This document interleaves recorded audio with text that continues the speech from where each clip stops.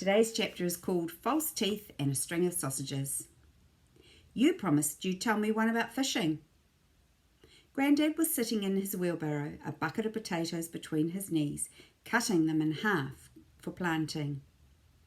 Well, you got me into trouble with that other fishing story, he said, about your grandmother's jawbone. Tell me it again? Not likely. Oh, all right. I'll tell you a story about fishing years ago, but you've got to keep it to yourself. I'll keep it to myself. You'd better. I promise. Grandad looked at me. Years ago, we used to row out onto the Rangitoto Channel and catch a lot of snapper. They were really big ones. What did you use for bait? Your old snapper. He's a great one for mussels. You put a thread out of a sugar bag and tie a mussel on your hook so he can't get away with it too easily. That makes him so angry that he bites hard and he's hooked. What's the biggest fish you ever caught, Grandad? Something once took my line out that fast it smoked where it was ripping through the water. Your line's catching on fire, Granny shouted. Next thing, the line burnt through and I lost the hook and the sinker. What was it?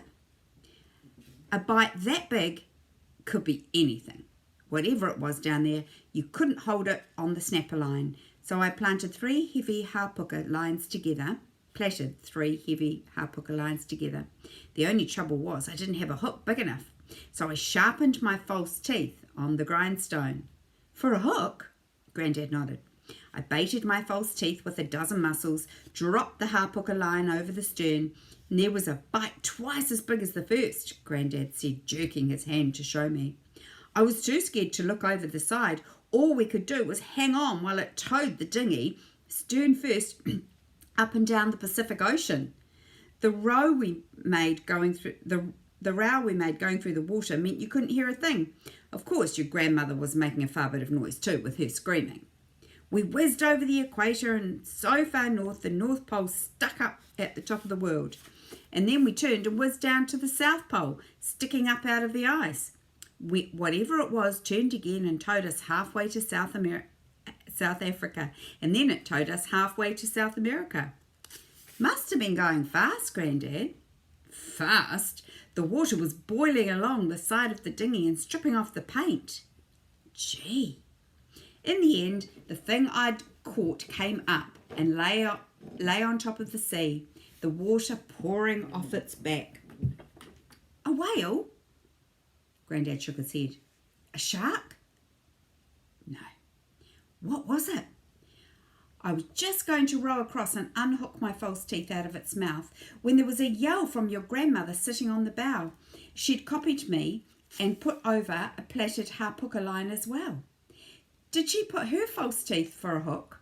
You know your grandmother never admits to having false teeth. Was she caught? Did she catch something? It's something enormous, she screamed.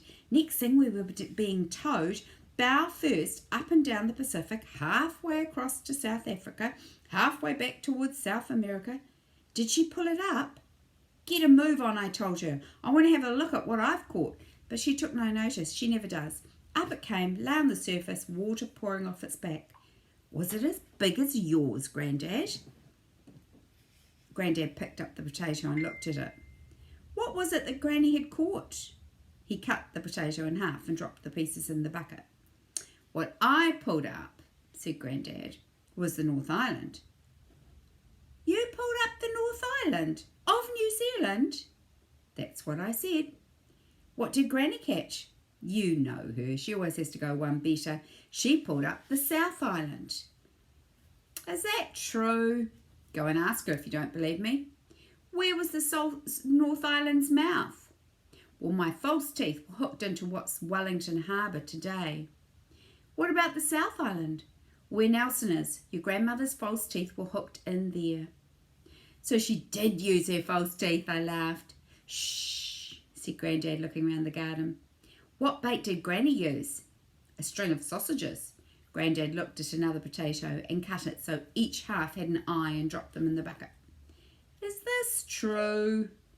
Well, it took about a couple of weeks for the water to pour off the backs of both islands, and then when it finished it had carved out the valleys and left the mountains standing. thought it was someone called Maui that fished up New Zealand.